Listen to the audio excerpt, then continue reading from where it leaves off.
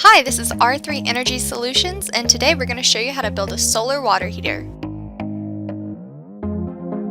So here's a list of all the materials you'll need for this project. This is also in the description below. Just to be clear, this is the total for the collector and not the heat exchanger. The total for this project comes out to about $292. You'll need a sheet of plywood that's 3 feet wide and at least 4 feet long. You can cut it out using a regular old circular saw. You'll also need a 3 foot by 3 foot sheet of aluminum. Now you can take some wood glue and glue down the aluminum sheet to the plywood. Unless you like wasting your time, do not use a 3 foot by 3 foot section as we did here, so you will not have to build an extension later. The reason you want that extra space is so that you can attach the pump and the solar panel later.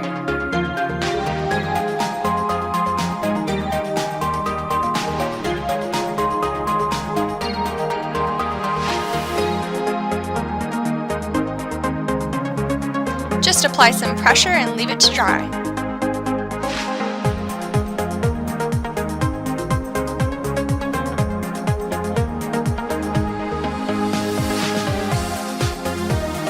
You need at least 12 feet worth of 2x4. Cut 2 3 foot sections and 2 2 foot 8 inch sections.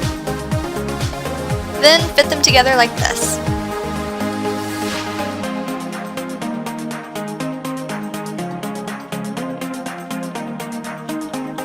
Here's a view from the side. If it doesn't quite fit, you can sand down one of the edges.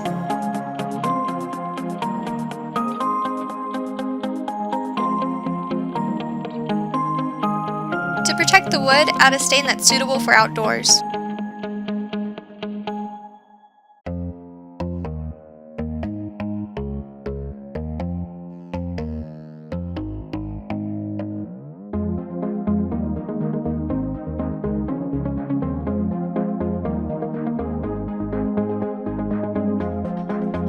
Use the brush to apply the stain in even strokes going along the grain.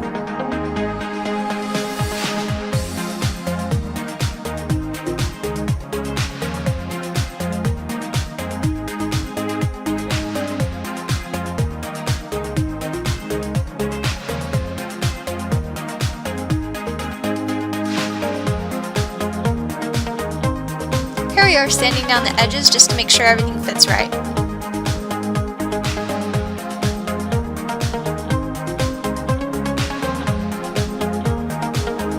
To make holes for the pipe, use a 5/8 paddle bit for the drill.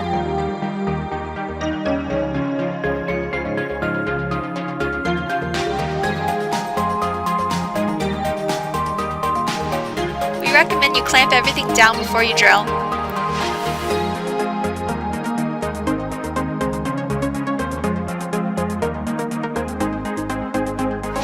You should drill about 6 inches in on either side of one 2x4.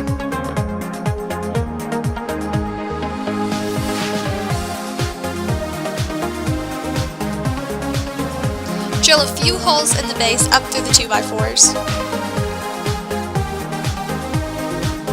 Now drill in some 1.5 inch zinc screws.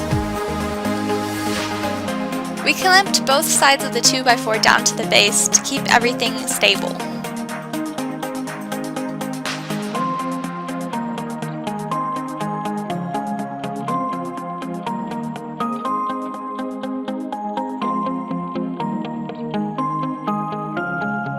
Try to place your screws so that they fix any bowing that might have occurred.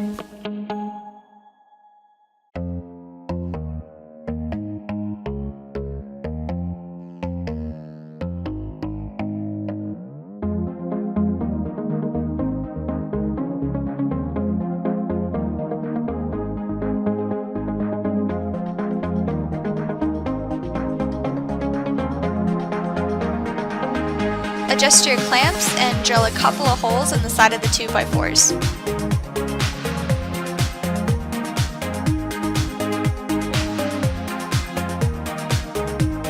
Now use some 2.5 inch zinc screws to connect them together.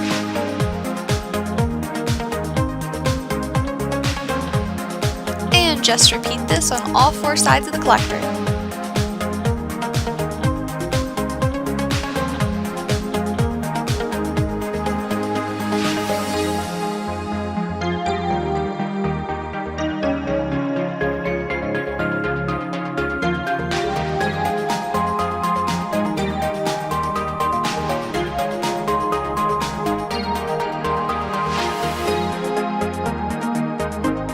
Now for the copper coil. This is probably one of the more expensive parts of the project. We used a 50-foot coil that's ACR refrigeration type with an outer diameter of 1/2 inch. Carefully unwind the coil. You might need a couple extra hands for this. The goal here is to get all of the coil onto the collector laying flat. This type of coil is really soft, so it should be pretty easy to unwind it.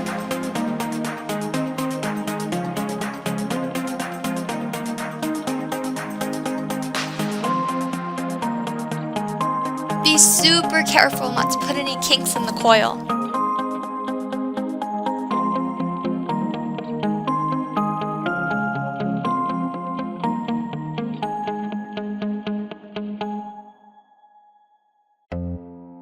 You can also zip tie one of the ends of the coil outside the 2x4. Now this part's kind of tricky. Starting at the end that's coming out of the collector, very carefully drill 2 holes into the base on either side of your coil.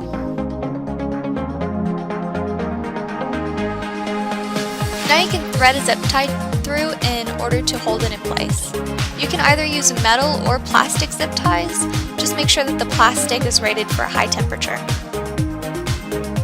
Repeat this process all the way around the coil, working your way from the outside of the coil to the inside.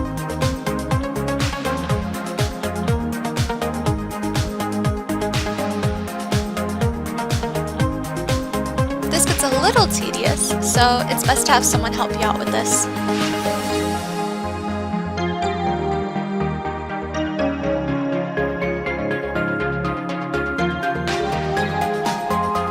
Once you reach this point, it can be pretty easy to put an unwanted kink in your coil. Just make sure you move slowly and carefully.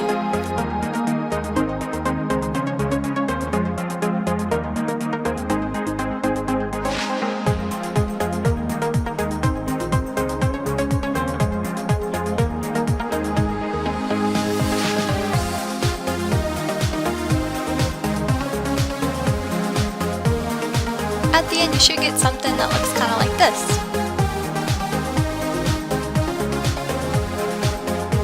In order to add some support, you can always cut a small piece of 2x4 and drill or glue it to the middle of the collector.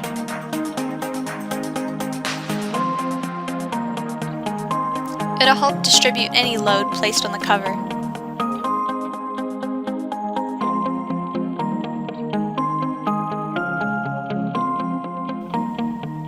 Here are the metal zip ties I mentioned earlier. You can use these instead of the plastic ones. They might be a little bit harder to thread through, so you might need some pliers to pull it.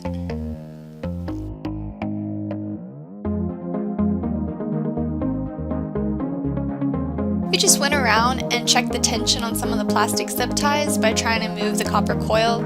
If there was no give and it was pretty tight, we went ahead and we replaced it with a metal zip tie.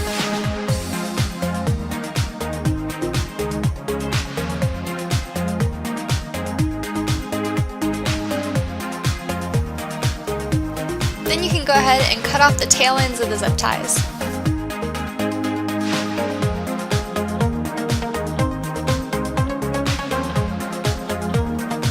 We cleaned up the sawdust from the collector. You can use a rag for this, or you can use a vacuum.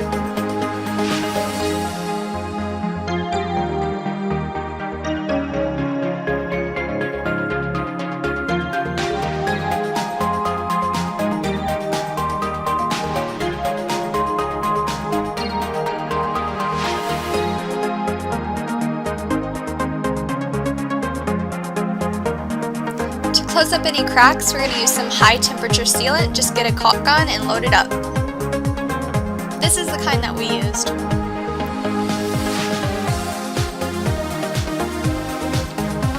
close all the seams. This will help ensure that the heat stays within the collector.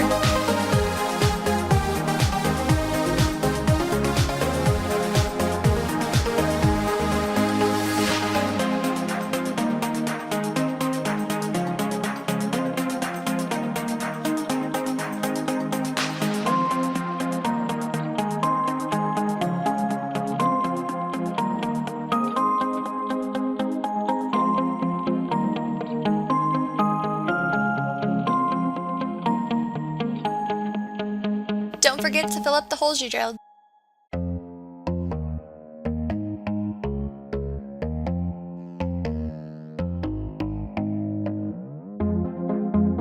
We painted the inside of the collector a matte black using this engine enamel that's safe up to 500 degrees.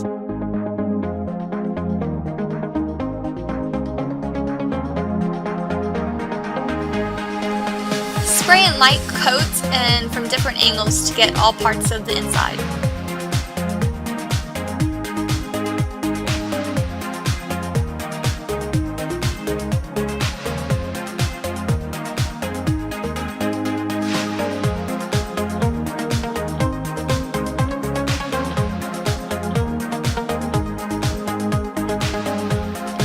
Be sure to watch the next video in this series to see what comes next.